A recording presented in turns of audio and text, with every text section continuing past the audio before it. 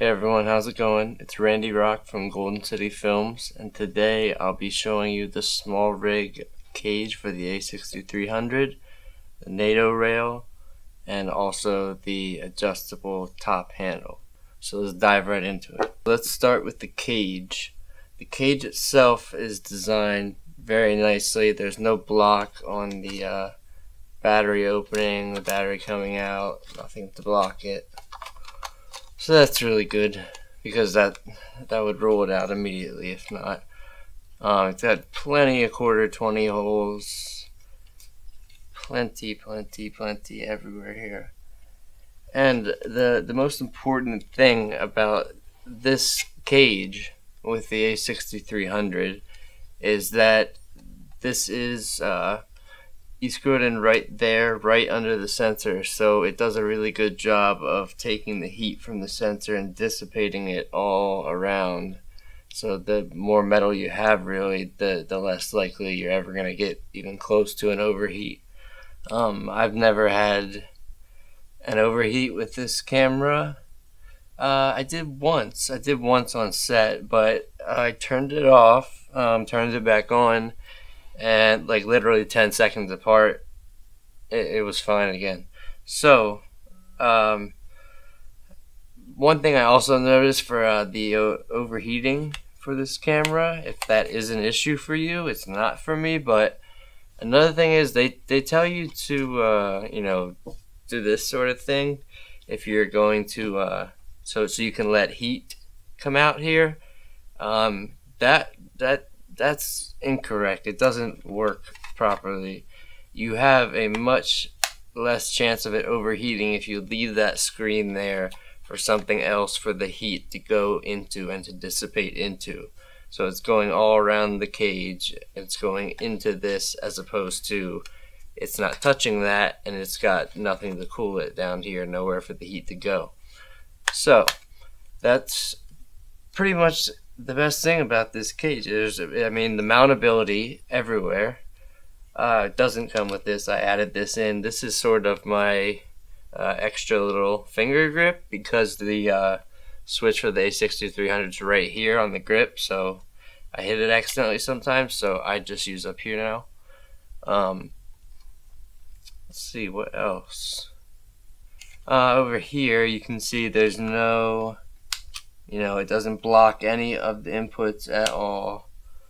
It doesn't block the screen, doesn't block the shoe mount really. I mean, it kind of does, but I mean, now you have a new shoe mount here.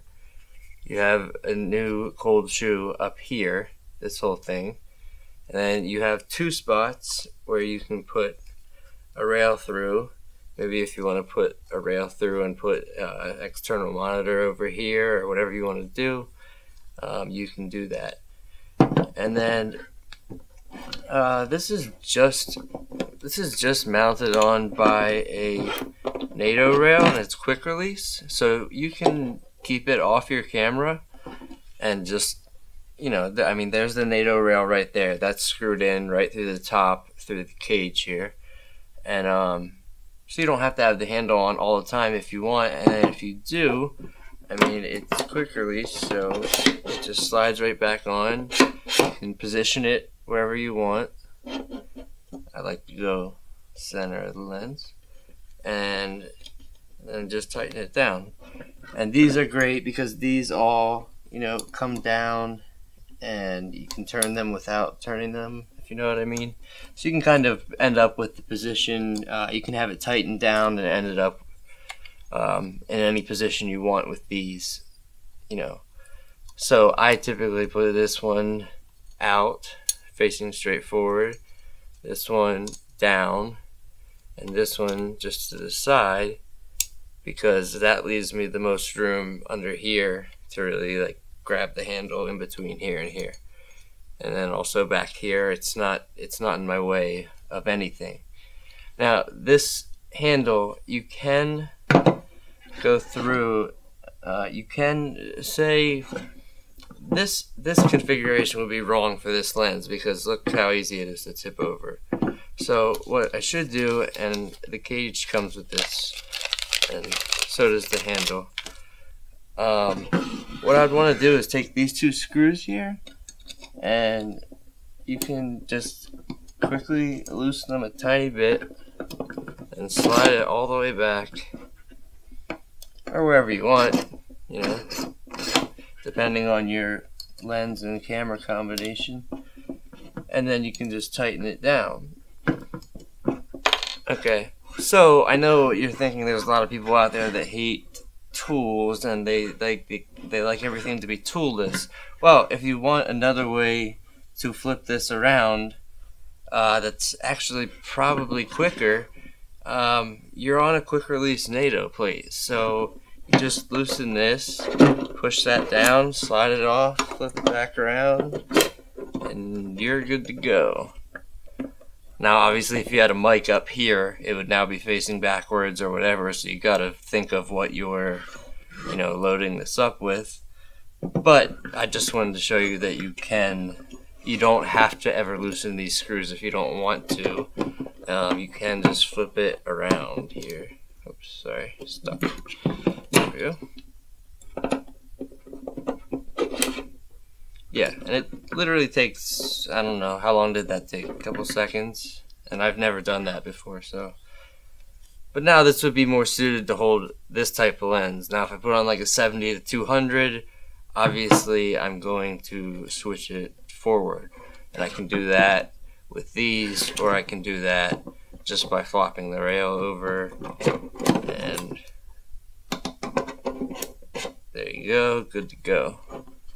Just tighten it down, then you can put this in whatever position you want, and there you go.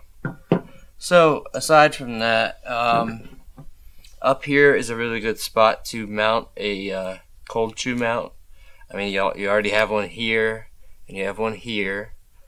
But if you need more, there's plenty of mounting points on here. And they go between 1/4 and 5/8 there, and all along this side. There's nothing on the bottom, so that's hollow, so it's very light. Then the top side, all along there. Over here you have the two. This is what this knob is for, by the way, is for this hole right here. So you have two holes for like 15mm rods to do whatever you want with. This is what's great. See, I don't like that, how that's sticking out, and that will bother me forever because I'm picky. But I can just do that. So I thought it was really cool. Normally you don't see that until you get up into like the really crazy high range, high cost, you know, parts. Usually that's like a pro feature on there, if it can, you know, pull down and twist without turning it, so you can, you know, you never get stuck with it, and you never have to leave it in the position that's awkward or in the way. Like if I had a wider lens there, not wider as in wider, I mean as in that way, you know, then I can just get this out of the way. So go to SmallRig's Amazon store, buy their stuff. They have lots of great stuff. Customer service is great, and you can literally find whatever you want, and it's a very cheap price compared to some of the very similar competitors, which I was worried that you know, before I got the cage, that maybe SmallRig's quality wasn't up to par with theirs. You know, other companies who make cages and handles and miscellaneous parts for cameras, but I was wrong. There's no quality sacrifice for the money, so I don't see a reason not to go out and get these. Get whatever you want, accessorize your camera, get them from SmallRig's Amazon site. That's about all I had to say for this. So this has been Randy Rock with Golden City Films, and I will talk to you soon. I don't know, leave a comment below, test this out, grab some parts, see what you like, let me know how everything works, and happy shooting. I'll see you out there. Alright?